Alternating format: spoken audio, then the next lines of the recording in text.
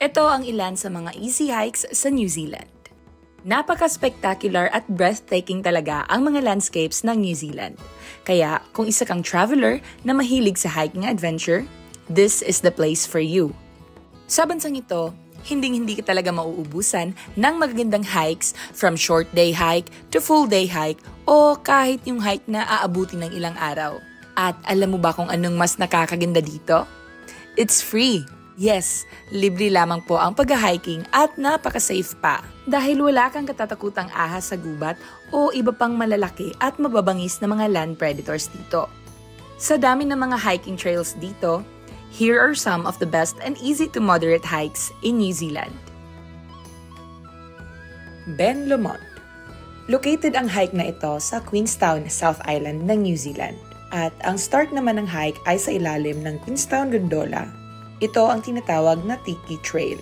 Pero kung nagmamadali ka, pwede naman ma-shorten ang hike na yan by riding up the gondola. Nasa 11 kilometers return ang hike na ito, kaya it will take 1 whole day to complete.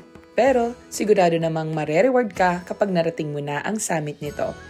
Makikita mo kasi dito ang spectacular na panoramic views ng adventure capital of the world na Queenstown at ang surrounding region dito. Roy's Peak. In my opinion, this is one of the most popular day hikes sa South Island ng New Zealand. Napaka-instagrammable naman talaga kasi ng view ng summit. Para marating mo ang tuktok ng Mount Roy, madadaanan mo ang isang private farm dito. Kaya naman, may mga makikita at madadaanan kang mga tupa sa gilid-gilid dito. Sinasarado naman ang lugar na ito during lambing season. Nangyayari yan during mid of October to mid of November yearly. Isthmus Peak. Ito ay ang alternative sa more popular and busy hike na Roy's Peak. Ang view from the summit ng Isthmus ay kasing ganda din ng sa Roy's Peak. It has plenty of views to go around over both Lake Hawea and Lake Wanaka. At ang nakakaganda kung mag-hike ka dito, hindi pa ito ganun ka-popular, meaning hindi siya crowded na katulad ng sa Roy's Peak.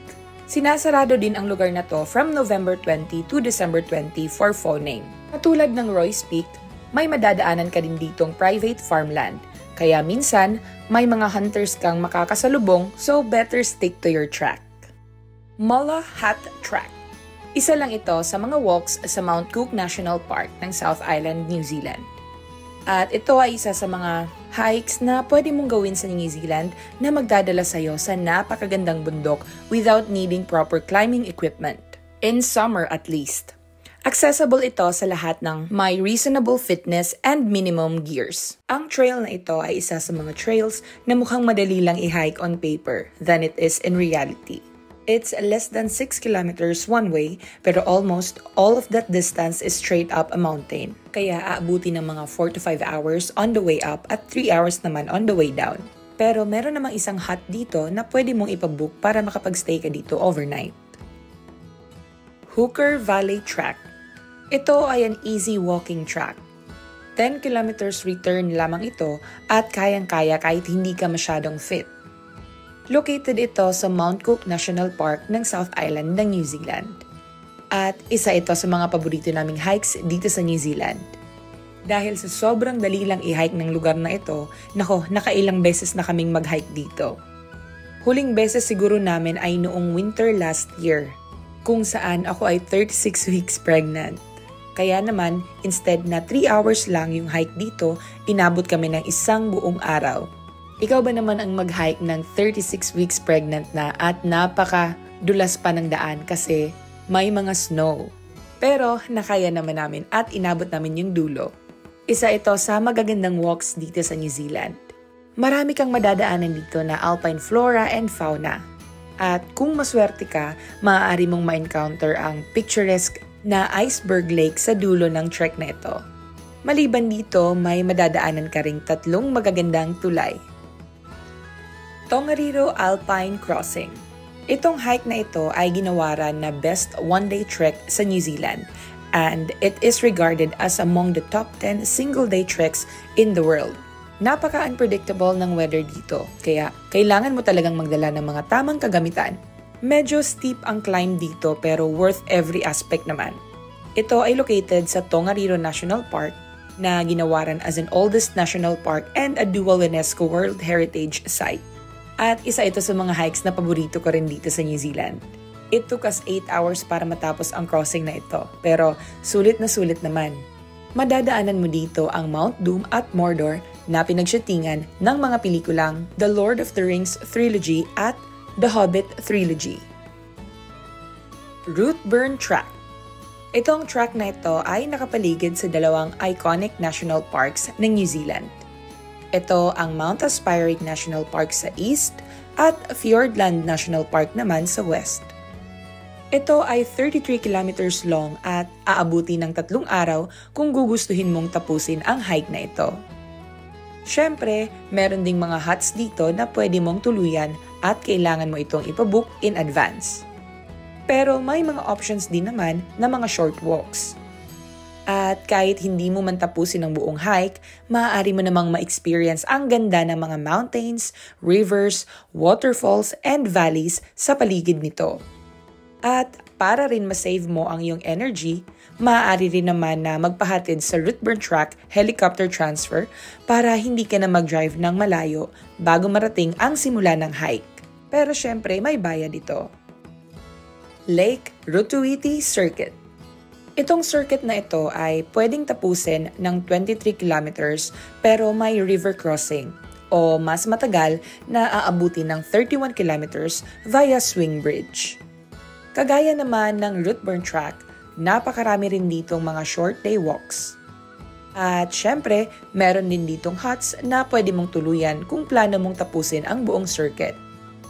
Katulad na lang ng cold water hut na hindi mo na kailangang i-advance booking kasi first time, first serve policy sila dito.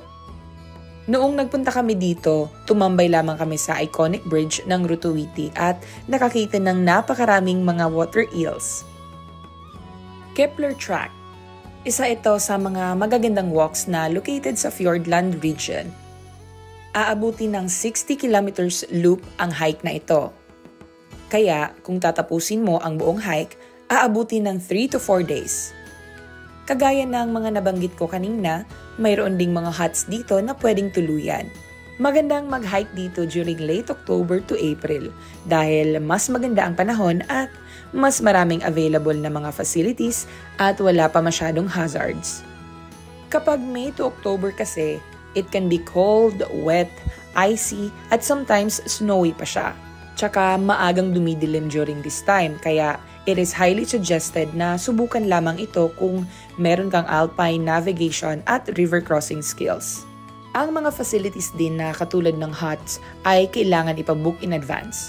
Nasa website naman ng Department of Conservation kung magkano at paano ipabook ang mga facilities na ito. Meron din namang mga short walks dito at ito ay aabutin lamang ng 2 at 3 oras. At ma-enjoy mo na ang napakagandang sceneries ng Fiordland National Park. Mount Taranaki. Marami ding pwedeng i-hike dito. Whether aakitin mo man ang summit ng Mount Taranaki na aabuti ng 1 buong araw at kinakailangan mong mag-ingat sa pag-akyat dahil kahit na boarded naman ang majority sa daanan papunta sa summit, hindi rin maikakaila na isa ito sa pinakadelikadong hikes dito sa buong New Zealand. Sa katunayan, marami na rin ang mga nasawi sa pag-akyat dito, kaya kinakailangan talaga na highly prepared ka. Maaari mo rin gawin ang Around the Mountain Circuit na aabutin lang naman ng 4 hanggang 5 araw. At kung parang hindi yun carry para sa'yo, pwede mo rin gawin ang Puakay Circuit na aabutin naman ng 2 to 3 days. Pero syempre, kung hindi ka naman into hiking for days, maaari mo rin namang ma-enjoy ang lugar na to through short day walks. At isa na dyan ang Puakay Tarns. Ito ay 5 kilometers na aabuti ng 2 to 3 oras na lakaran. Maaari ka rin ditong magstay sa hut na kailangan mong ipa-reserve in advance. Ang nakakaganda kasi sa short walk na ito ay ang endpoint niya na view ng Mount Egmont or Mount Taranaki. At kung suswertehan ka, kasi napaka-moody ng weather sa lugar na ito at napaka-moody din ni Mount Taranaki. Kaya again, kung suswertehan ka, baka magpakita si Mount Taranaki sa'yo at ito ang makita mong view. Anyway mga langga, ilang beses ko nang nasabi sa mga previous kong video na kung balak mong mag-hike, mag-walk dito sa bansang New Zealand, wag mong i-underestimate ang panahon dito kasi may mga araw na mai-experience mo ang 4 na season. Kaya naman, dapat highly prepared ka talaga. Anyway, yun lang yung ating vlog for today. If you like this kind of video, please follow for more.